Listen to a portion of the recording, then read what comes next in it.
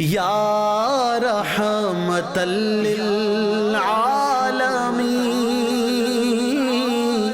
یا رحمتل للعالمین، اے والی دنیا دین، یا رحمتل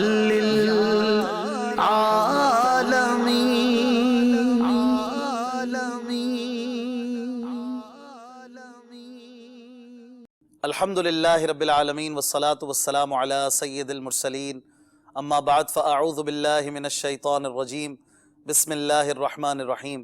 الصلاة والسلام علیک یا رسول اللہ وعلی آلک واصحابک یا حبیب اللہ۔ الصلاة والسلام علیک یا نبی اللہ وعلی آلک واصحابک یا نور اللہ۔ مدری چینل کے ناظرین، دیکھ رہے ہیں سلسلہ رحمت للعالمین۔ ماشاءاللہ ہماری خوش بختی ہمارے ساتھ اس وقت اس سلسلے میں موجود ہیں مولانا عبدالحبیب اتاری دامت برکاتہم العالیہ۔ آج انشاءاللہ عز و جل رحمت للعالمین سلسلے میں ہم ان سے پیارے پیارے مدنی پھول لیں گے۔ یقیناً پیارے آقا صلی اللہ علیہ وآلہ وسلم کی مبارک حیات پاک کا ایک ایک گوشہ، ایک ایک لہجہ یہ ہمارے لیے رحمت ہے، کل کائنات کے لیے رحمت ہے۔ اور آپ صلی اللہ تعالیٰ علیہ وآلہ وسلم کے مبارک اخلاق کریمہ میں سے کس کی بات کی جائے، اور چھوٹا منہ بڑی بات، ہم کیا بات کریں اس کی، لیکن ہم کچھ برکتیں پانے کے لیے اپنی زندگی کو ان برکتوں سے سجانے کے لیے کچھ مدنی پھول پیش کرتے ہیں، اپنے ناظرین کی طرف بڑھاتے ہیں، اپنے دلوں کی طرف بڑھاتے ہیں۔ آج ہم انشاءاللہ کچھ مدنی پھول لیں گے سخاوت کے بارے میں بھی اور بخل کی مذمت کے بارے میں۔ یقیناً اللہ تبارک و تعالیٰ نے اس بات کو پسند کیا ہے کہ اس کا دیا ہوا مال اس کا بندہ اس کی راہ میں زیادہ سے زیادہ خرچ کرے، اور یہ خرچ کرنا اس کے مال کو بڑھاتا ہے۔ سخاوت کیا ہے؟ اور خاص طور پر پیارے آقا صلی اللہ علیہ وآلہ وسلم تو ایسے زبردست سخی تھے کہ سخاوت کے بھی اعلیٰ مرتبوں پر فائز تھے۔ سخاوت بھی آپ پر ناز کرتی ہے، آپ کا جود و کرم بھی مشہور ہے۔ عبدالحبیب بھائی، پیارے آقا صلی اللہ علیہ وسلم کے در سے تو یوں سمجھے سخاوت کے دریا بہتے ہیں۔ سخاوت کیا ہے انہی سے پتہ چلتا ہے۔ کیا بات ہے! اعلیٰ حضرت امام اہل سنت کا شعر ہے نا، واہ کیا جود و کرم ہے شہ بطحہ تیرا، نہیں سنتا ہی نہیں مانگنے والا تیرا۔ یعنی اگر واقعی ہم غور کرتے کہ نبی پاک کی سخاوت کو کن الفاظ سے بیان کریں تو اعلیٰ حضرت نے ہمارے لیے آسان کر دیا۔ نہیں سنتا ہی نہیں، یعنی کوئی بھی خالی ہاتھ نہیں لوٹتا، کسی کو منع ہی نہیں کیا نبی پاک علیہ الصلوۃ والسلام نے۔ اور یہ سخاوت کا وہ اعلیٰ درجہ ہے۔ پہلے آج تھوڑا سا ہم سمجھتے ہیں کہ سخاوت کس کو کہتے ہیں، یہ بڑا سخی ہے، ہم کہتے بھی ہیں۔ ڈیفینیشن کیا ہے؟ ایکچولی ان عادتوں کی چار قسمیں بن جاتی ہیں۔ ایک ہوتا ہے سخی۔ سخی وہ ہوتا ہے جو اپنی ذات پر بھی خرچ کرے اور اللہ کے بندوں پر بھی خرچ کرے، اللہ کی راہ میں بھی خرچ کرے۔ یہ تو سخی اللہ کو بڑا پسند ہے، مگر اس کا ایک سپیریئر لیول ہے، اور وہ ہے جواد ہونا، جود جس کے اندر ہوتا ہے۔ اور جواد وہ ہوتا ہے جو اپنی ذات پر خرچ نہ کرے، وہ بھی خیر دوسروں پر خرچ کرے، وہ بھی اللہ کی راہ میں خرچ کرے، یہ اس سے زیادہ بڑا مرتبہ ہے۔ اور بالکل اسی طرح ہم کہتے ہیں کنجوس، سخی نہیں ہے کنجوس ہے۔ کنجوس کو عربی میں بخیل کہتے ہیں، بخل کنجوسی کو کہتے ہیں۔ بخیل وہ ہوتا ہے جو اپنی ذات پر تو خرچ کرے، دوسروں پر خرچ نہ کرے، اللہ کی راہ میں خرچ نہ کرے۔ مگر اس کی بھی ایک بڑی خطرناک اور بڑی، جس کو کہے کہ کبھی ایک صورت ہے، لاسٹ کیٹیگری ہے، جس کو عربی میں کہتے ہیں شح۔ یہ وہ ہوتا ہے جو نہ اپنی ذات پہ خرچ کرتا ہے، نہ دوسروں پر خرچ کرتا ہے، نہ فیملی پر خرچ کرتا ہے، نہ گھر اللہ کی راہ میں خرچ کرتا ہے، بالکل جس کا دل ہی نہیں چلتا خرچ کرنے کا۔ تو ایسے لوگ بھی ہیں ہمارے معاشرے میں کہ جن کے بعض اوقات تو کہتے ہیں نا، گھر والے انتظار کر رہے ہوتے ہیں کہ کب یہ دنیا سے جائیں گے تب ہماری باری آئے گی، ورنہ نہ والد صاحب ہم پر خرچ کر رہے ہیں نہ اپنی ذات پہ خرچ کر رہے ہیں۔ لیکن سخی کے بارے میں سبحان اللہ ایک بڑی خوبصورت حدیث پاک ہے۔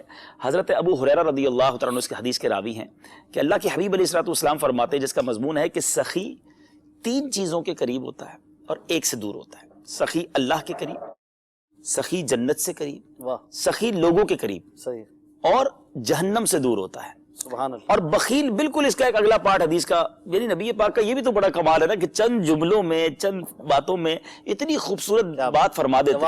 جوامع الکلم، یعنی دریا کو کوزے میں بند کرنا سنا ہے، لیکن آقا تو ایسا لگتا ہے سات سمندر کی بات بھی جو ہے نا، آپ دیکھیں نا آج تک ہی ڈیفائن کیا جا رہا ہے، آج تک جو شارحین ہیں وہ حدیث کی شرح لکھ رہے ہیں، اس کی برکتیں بیان کر رہے ہیں۔ تو اب کیا ہوا؟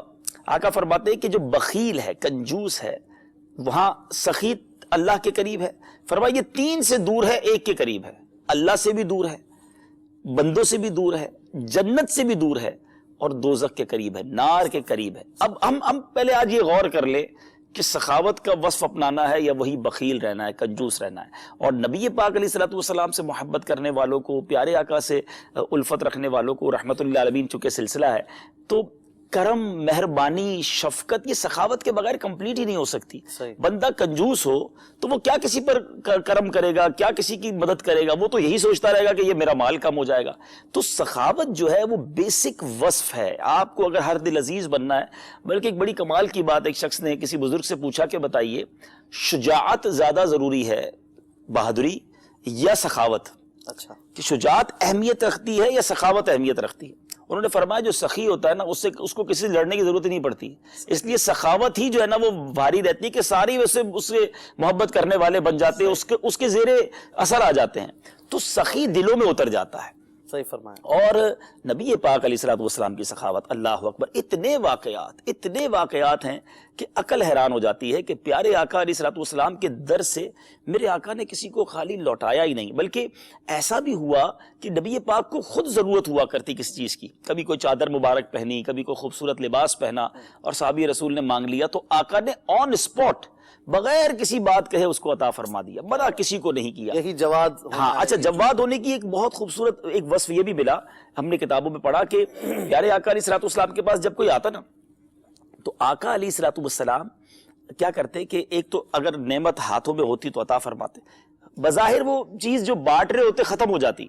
تو اسے منع نہ فرماتے کہ جاؤ دکاندار سے میرے نام سے لے لو، یعنی میرے نام کا قرضہ لے کر وہ چیز لے لو، میں بعد میں اس کی رقم کو ادا کر لوں گا، تاکہ کوئی واپس نہ جائے، کوئی لوٹے نہ۔ یعنی کئی صحابہ کرام کے ایسے واقعات ہیں۔ پیارے آقا کا ایک بہت پیارا وصف ہے، بلکہ اس سنت پر ہم بھی عمل کر سکتے ہیں۔ پیارے آقا علیہ الصلوۃ والسلام کا ایک وصف یہ ہے کہ کسی سے کوئی چیز خریدی اور پھر وہی چیز اسے تحفے میں دے دی، یعنی یہ کیسا دل جیتنے کا فارمولا ہے، پیسے بھی مل گئے، چیز بھی واپس مل گئی۔ حضرت عمر رضی اللہ عنہ سے ایک بار اونٹ خریدا، آپ کے بیٹے کو وہ تحفے میں دے دیا، پہلے کسی اور شخص سے وہ چیز خریدی، پیسے دے دیے۔ اچھا، ایک بار ایسا بھی ہوا کہ ایک صحابی رسول سے فرمایا یہ چیز رکھو، امانتاً رکھوائی، اور بعد میں پیغام بھجوا دیا کہ تمہارے لیے تحفہ ہے۔ یعنی یہ اس قدر پیارے آقا علیہ الصلوۃ والسلام کی عطا ہے۔ میں ایک حدیث پڑھ رہا تھا، بہت خوبصورت حدیث ہے کہ یہ غزوہ حنین کے موقع کے بارے میں ہے کہ پیارے آقا علیہ الصلوۃ والسلام نے ایسی سخاوت وہاں فرمائی کہ اس کی مثال نہیں ملتی۔ وہاں بہت سارے گاؤں کے لوگ جب جمع تھے، پیارے آقا علیہ الصلوۃ والسلام، بخاری کی حدیث ہے، ہر بدو کو، ہر گاؤں کے فرد کو 100 اونٹ تحفے میں عطا فرما دیے، ایچ اینڈ ایوری بڈی۔ یعنی وہاں لوگ حیران تھے کہ یہاں ایک دینار، ایک درم کوئی دیتا نہیں، یہ 100 اونٹ عطا فرما رہے ہیں۔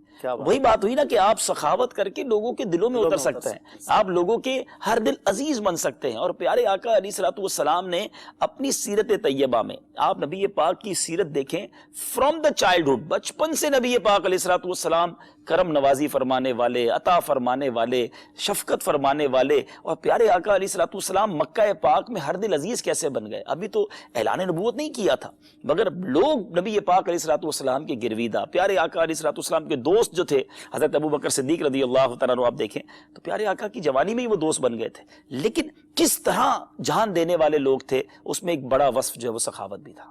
ماشاءاللہ، کیا بات ہے۔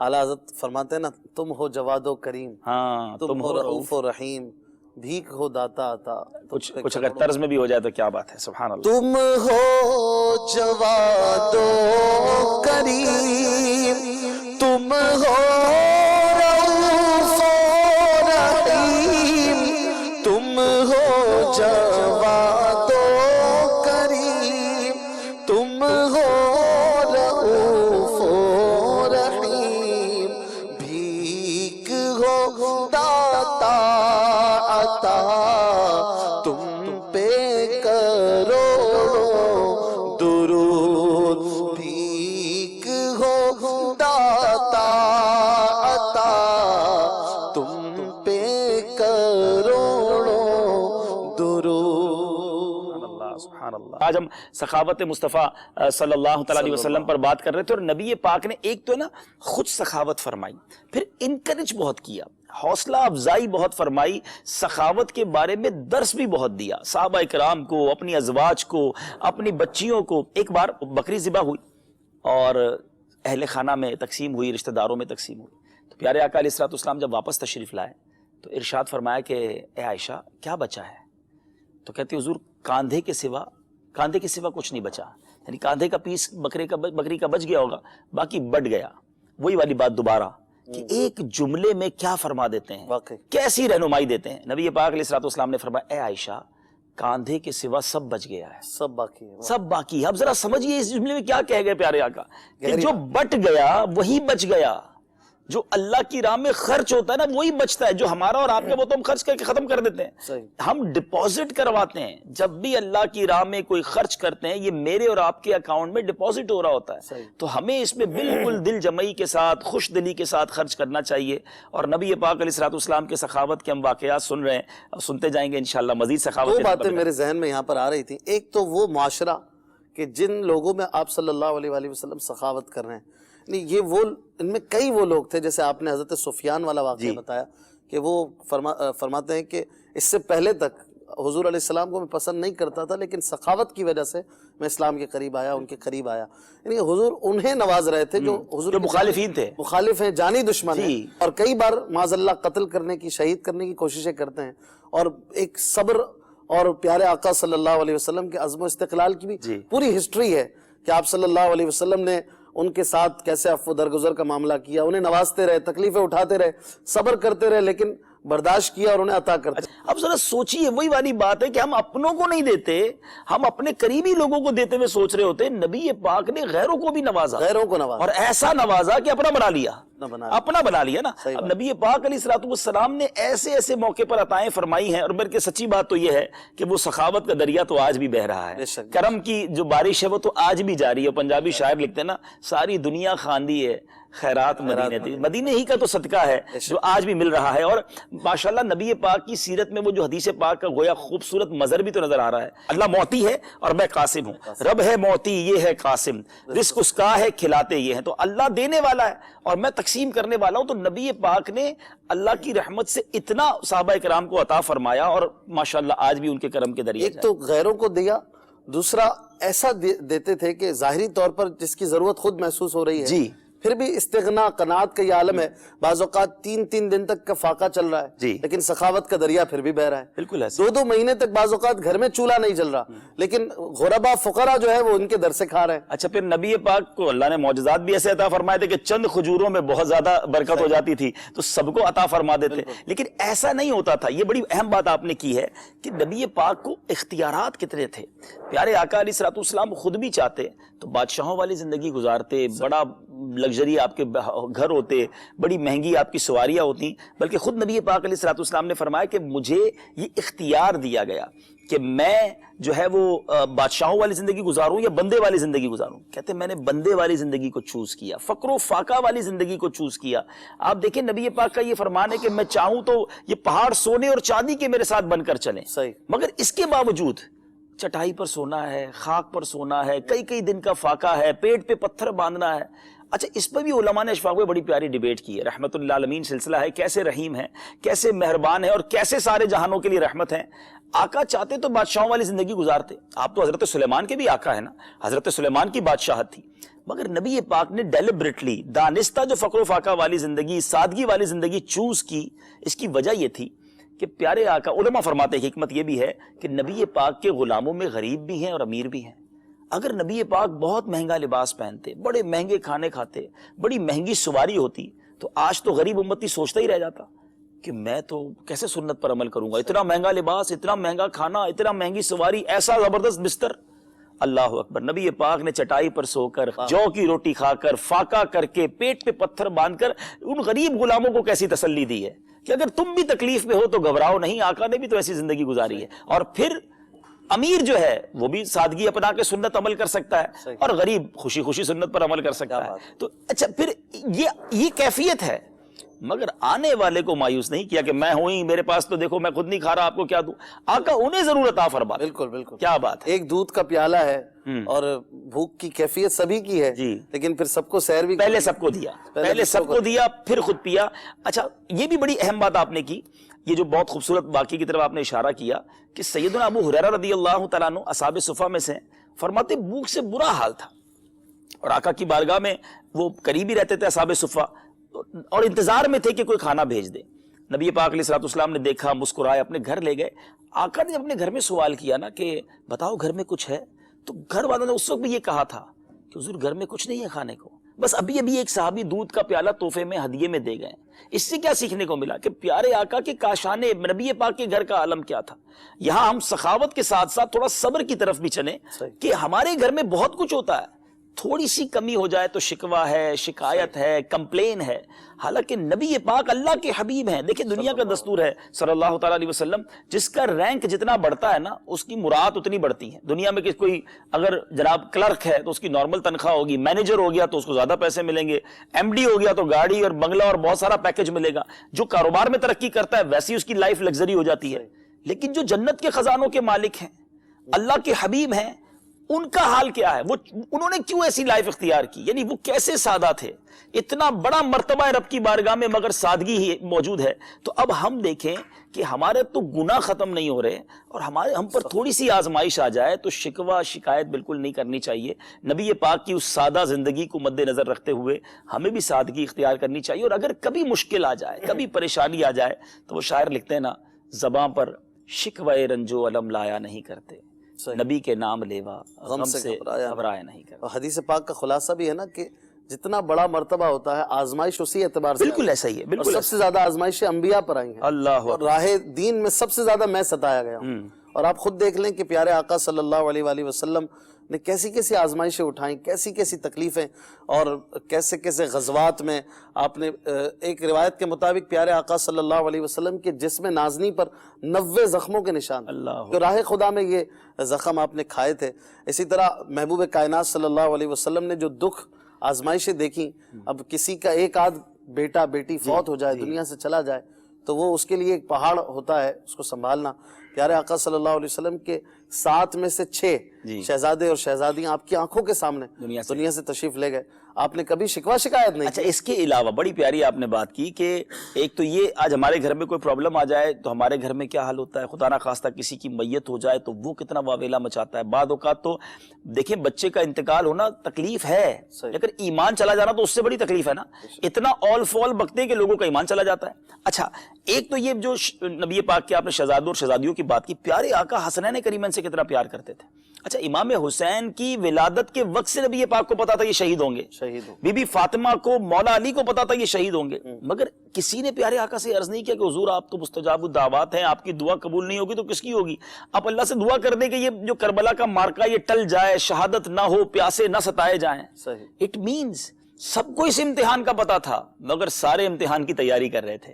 تو یہ کہا جا سکتا ہے کہ مولا علی اور بی بی فاطمہ نے امام حسین کو یعنی امتحان کی تیاری کے لیے، شہادت کے لیے پالا. اور آج ہمیں تھوڑی سی تکلیف، تھوڑی سی پریشانی، شکوہ شکایت، اللہ کرے کہ جناب رحمت للعالمین علیہ الصلوۃ والسلام کے صبر کا صدقہ ہمیں نصیب ہو. اور جو آپ نے بات کی نا وہ بڑی گہری بات ہے، اس کو سمجھنا ہوگا. بعض اوقات یہ بھی ایک وسوسہ ہے، یار میں 5 وقت نماز پڑھتا ہوں، روزے بھی رکھتا ہوں، حج بھی کر لیا، عمرہ بھی کر لیا، اور زکوٰۃ بھی پوری دیتا ہوں، لیکن مسئلے ختم نہیں ہو رہے، گھر میں ٹینشن ہی نہیں جا رہی ہے، بیماریاں ہی دور نہیں ہو رہی ہیں، کاروبار ہی ٹھیک نہیں ہو رہا ہے. اور میرا ایک دوست ہے جاننے والا، وہ 1 وقت کی نماز نہیں پڑھتا، اس کا کاروبار بھی ٹھیک، اس کے پرابلمز بھی نہیں ہیں. تو بعض شیطان ہے نا وسوسے ڈالتا ہے. تو اب اللہ کے حبیب علیہ الصلوۃ والسلام سے سوال ہوا، حدیث کا مضمون ہے کہ حضور سب سے زیادہ کس کو تکلیف پہنچی؟ نبی پاک علیہ الصلوۃ والسلام نے فرمایا جس کا مضمون ہے انبیاء کو سب سے زیادہ آزمائش، جن سے گناہ ہو ہی نہیں، جس سے گناہ ہو، معصوم ہیں.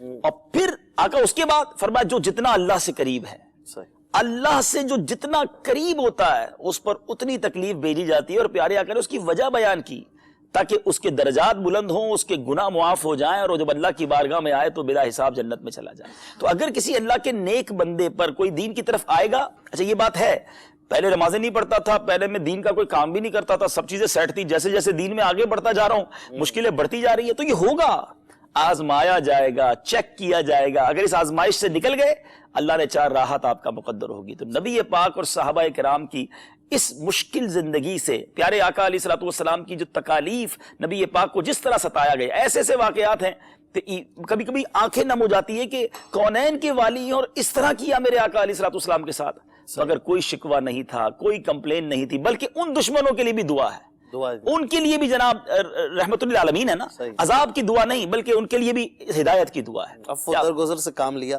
اور آپ نے جو بات فرمائی کہ جو دین سے دور ہوتا ہے بعض اوقات اس کے لیے ہم بہت اچھی زندگی لگژری لائف دیکھ رہے ہوتے ہیں تو وسوسے آتے ہیں. ایک حدیث پاک یہاں پر یاد رکھنی چاہیے. خلاصہ عرض کر رہا ہوں کہ پیارے آقا صلی اللہ علیہ وسلم نے فرمایا کہ جو فاسق فاجر یعنی دین سے دور ہے اور عمل کی طرف نہیں آ رہا اور جو چاہتا ہے اسے مل جاتا ہے، جو چاہتا ہے اسے مل جاتا ہے تو اسے اللہ تعالیٰ کی طرف سے ڈھیل سمجھا جائے. یہ تو اور گویا اس کے لیے گناہوں کی طرف جانے کے اسباب مہیا ڈر جائے. ہاں اس میں نا بڑا آسان ہے طریقہ. علماء سے کسی نے سوال کیا کہ ہمیں اللہ کی نعمت ملے، مال ملے، تو یہ نعمت ہے یا یہ آزمائش ہے؟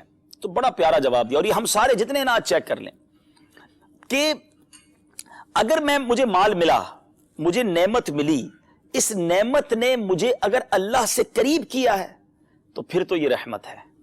اور اگر نعمت ملی، مال ملا اور میں اللہ سے دور ہو گیا، گناہ بڑھ گئے، تو سمجھ لو یہ آزمائش ہے، یہ ڈھیل ہے. کیونکہ اب دیکھیں نا اشفاق میں بڑی لاجیکلی بات ہے. دنیا میں ہمارے ساتھ جس نے بھی بہتر کیا، جس نے بھی ہم پر مہربانی کی، کبھی کوئی گفٹ دیا، نوکری لگا دی، قرضہ دے دیا، ہم ہمیشہ سوچتے ہیں یار یہ ناراض نہیں ہونا چاہیے، یہ یار اتنا اس نے میرا خیال رکھا. اور عجیب بات یہ کہ اللہ نعمتیں دیتا ہے، اللہ مال دیتا ہے، جیسے جیسے مال بڑھتا جاتا ہے بندے کے گناہ بڑھتے جاتے ہیں. حق یہ ہے، سچ یہ ہے، نمک حلالی یہ ہے کہ اللہ مال دے، بندے کے سجدے بڑھیں، بندے کی عبادت بڑھے، بندے کے صدقے بڑھے. مگر ہم اللہ کی طرف سے جیسے جیسے عطائیں ہوتی جاتی ہیں ہم گناہوں کی طرف چلے جاتے ہیں. تو سخاوت مصطفیٰ جو بات ہو رہی ہے نا، جس کو اللہ نے نوازا ہے وہ دے اللہ کی راہ میں، کیونکہ یہ بھی رب کی طرف سے عطا کا ایک شکر ہے کہ مولا تو نے دیا اور میں تیرے بندوں پر، تیری مخلوق پر، دین کے کاموں میں، تیرے دین کی مدد کے لیے خرچ کر رہا ہوں. ماشاءاللہ. پیارے آقا صلی اللہ علیہ وسلم کی مبارک سخاوت، آپ کا جود و کرم، کیا ہی کہنے اس کے. کچھ کالز شامل کرتے ہیں. سے ہمارے پیارے پیارے رکن شورا بہت پیارے پیارے مدنی پھولوں سے ہمیں نواز رہے ہیں، اور اللہ عز و جل اشفاق بھائی کو بھی سلامت رکھے. اور پچھلے سلسلوں میں بھی بہت اچھے مدنی پھولوں سے ہمیں نوازا. اللہ آپ سب کو سلامت رکھے. رکن شورا کی بارگاہ میں یہ عرض ہے کہ کسی کے پاس پیسے جمع ہوتے ہیں لیکن ایک بخیلی کی صورت ہوتی ہے، اور اگر ان کو یہ کہا جائے کہ آپ کچھ دے دو تو ذہن نہیں بنتا ہے. اور جمع ہوتے ہیں پیسے لیکن پھر بھی ذہن نہیں بنتا ہے دینے کا. تو ایسوں کے لیے کیا آپ مدنی پھول عطا فرماتے ہیں؟ براہ کرم مدنی پھولوں سے نواز دیجیے انشاءاللہ. پیسے ہیں مگر نکلتے نہیں ہیں. اصل میں اسی کو تو بخل کہتے ہیں نا. اچھا پہلے تھوڑا سا یہ سمجھ لیں، ایک کانسیپٹ کلیئر کر دوں. لوگ یہ سمجھتے ہیں کہ سخاوت جو ہے نا وہ کوانٹٹی کا نام ہے. کوئی لاکھ روپے صدقہ دے گا تو ہی اس کا صدقہ قبول ہوگا، تبھی وہ جناب سخی کہلائے گا. ایسا نہیں ہے. اور نبی پاک کی ایک حدیث بہت خوبصورت اسی موضوع سے متعلق ہے. آقا علیہ الصلوۃ والسلام فرماتے ہیں جس کا مضمون ہے کہ کسی کا ایک درم 1 لاکھ سے بڑھ گیا. صحابہ نے عرض کی ایک درم 1 لاکھ سے بڑھ گیا؟ نبی پاک نے فرمایا ایک شخص کے پاس لاکھوں تھے، اس نے لاکھ دیا، اور کسی کے پاس ایک تھا اس نے وہی دے دیا. تو اگر آپ اس کو دیکھیں نا کہ کوانٹٹی زیادہ لاکھ والے کی ہے، کوالٹی اس میں ہے کہ تھا ہی ایک اور وہی اللہ کی راہ میں دے دیا. تو یہ سخاوت کا تعلق کوانٹٹی سے، تعداد سے نہیں ہے. سخاوت کا تعلق کوالٹی سے ہے، کیفیت اور دل اور نیت سے ہے. تو بعض اوقات ایک اور بڑی پیاری بات مفتی قاسم صاحب نے تفسیر صراط الجنان میں لکھی اور کمال کی بات لکھی. آپ فرماتے ہیں دنیا میں جتنے امیر ہیں ان کا سروے کریں تو آپ کو امیر بندہ کہیں نہ کہیں، جو امیر ہے نا وہ کہیں نہ کہیں چیریٹی کرتا ہوگا، سخاوت کر رہا ہوگا، مدد کر رہا ہوگا، اور اسی وجہ سے اس کا مال ملٹی پلائی ہو کر وہ آگے ہی بڑھ رہا ہوگا. اور جتنے غریب ہیں ہم ان کا سروے کر لیں تو ان میں کہیں نہ کہیں یہ پرابلم ہوگا کہ وہ صدقہ خیرات نہیں کر رہے ہوتے، کیونکہ وہ یہ سمجھ رہے ہوتے ہیں ہم تو ہیں غریب، ہم کیوں صدقہ کریں. یہاں آ کے ہم غلطی کھا جاتے ہیں. غریب کو ضرور صدقہ کرنا چاہیے، چاہے وہ 1 روپیہ کرے.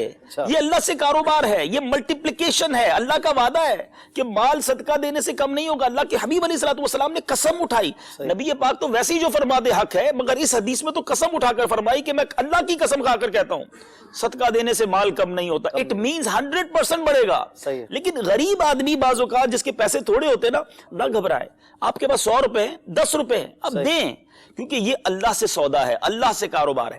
دوسری بات کہ پھر وہ چونکہ یا تو سمجھ رہا ہوتا ہے مجھے ذرا مدد چاہیے، میں کس اللہ کی راہ میں خرچ کیسے خود صدقہ کھا خود صدقہ کھا نہیں. آپ اللہ کی راہ میں اپنی حیثیت کے مطابق دیں. ایک بار نبی پاک علیہ الصلوۃ والسلام کی بارگاہ میں ایک صحابی رسول آئے، ان کے پاس کچھ بھی نہیں تھا، نتھنگ.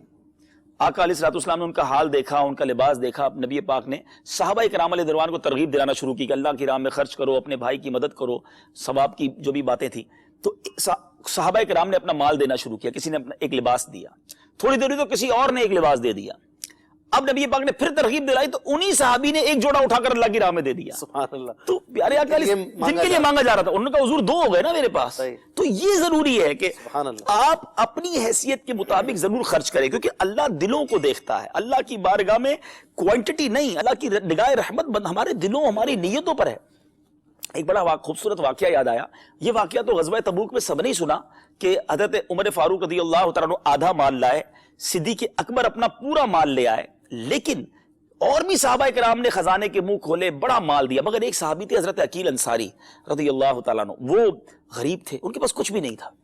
اب وہ حسرت کر رہے تھے کہ سارے صحابہ نے اتنا مال دے دیا, میں تو پیچھے رہ گیا. انہوں نے کیا کیا کہ یہودی کے پاس گئے, غیر مسلم تھا, اور اس سے کہا کہ میں تمہارے باغ میں مزدوری کروں گا, ایک روایت کے مطابق تمہارا کنویں کو چلاؤں گا, پانی نکالوں گا, یا تمہارے باغ کو پانی دوں گا, مجھے کیا دو گے؟ اس نے کہا پورے دن مزدوری کرو گے تو 2 سا کھجوریں ملیں گی. ایک سا جو ہوتا ہے 4 کلو کا ہوتا ہے. انہوں نے پورا دن مزدوری کی, اللہ, اور 4 کلو 8 کلو ہو گئی, 2 سا, 4 کلو اپنے گھر دے دی, اور باقی تقریباً 4 کلو لے کر نبی پاک کی بارگاہ میں آ گئے.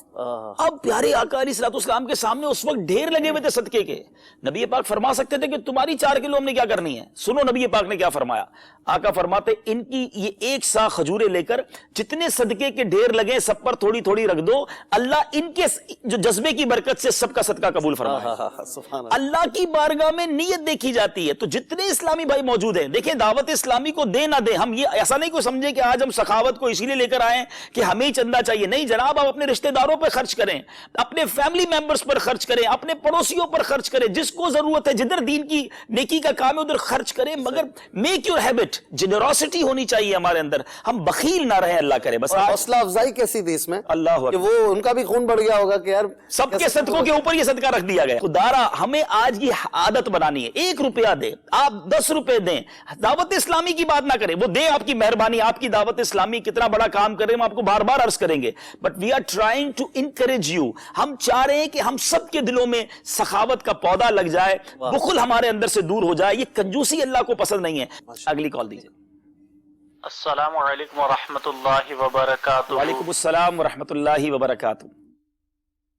سگے عطار محمد فاروق عطاری, ہند, کرناٹکا کے شہر کولار سے بات کر رہا ہوں. میرا سلسلے میں عبدالحبیب عطاری سے سوال یہ تھا کہ جب ہمیں آزمائش آتی ہے تو ہمیں کیسا پتہ چلے گا کہ یہ آزمائش ہماری گناہوں کی وجہ سے آ رہی ہے یا ہمارے درجات بلند کرنے کے لیے آ رہی ہے. دیکھیے, اگر آزمائش آئی ہے نا تو اس پر صبر کرنا گناہوں کا کفارہ بھی احادیث میں لکھا گیا, اور درجات کی بلندی کا سبب بھی لکھا گیا. آزمائش آ گئی نا تو اب صبر کرنے والے تو پہلے بن جائیں, توبہ کریں, یا اللہ میرے گناہ معاف فرما دے, میری خطاؤں سے درگزر فرما لے, مجھے اس آزمائش سے نکال دے. یہ دعا کرنے میں حرج نہیں ہے, لیکن اللہ کی رضا پر راضی رہے. اگر خطائیں کس کی نہیں ہیں, ہم سارے ہی گناہ گار ہیں, اگر کوئی خطا, کوئی پریشانی آ گئی ہے تو صبر کرے, تو یہ کیا پتہ گناہوں کی معافی کا سبب بن جائے. احادیث میں مضمون ملتا ہے, اللہ فرماتا ہے حدیث قدسی میں, جب میں اپنے کسی بندے پر بیماری بھیجوں اور وہ اس پر صبر کرے اور کسی سے شکایت نہ کرے, یہ کنڈیشن یاد رکھیے گا, کسی سے شکایت نہ کرے, تو میں اس کے خون کو اچھے خون سے بدل دیتا ہوں. اللہ فرماتا ہے جب اسے شفا دیتا ہوں تو سارے گناہ معاف کر دیتا ہوں. تو بیماری آئے, پریشانی آئے, صبر کریں, اللہ کا شکر ادا کریں, تو انشاءاللہ یہ گناہوں کا کفارہ اللہ کی رحمت سے بن جائے. یا رحمت للعالمین, یا رحمت للعالمین, اے والی دنیا دی, یا رحمت للعالمین.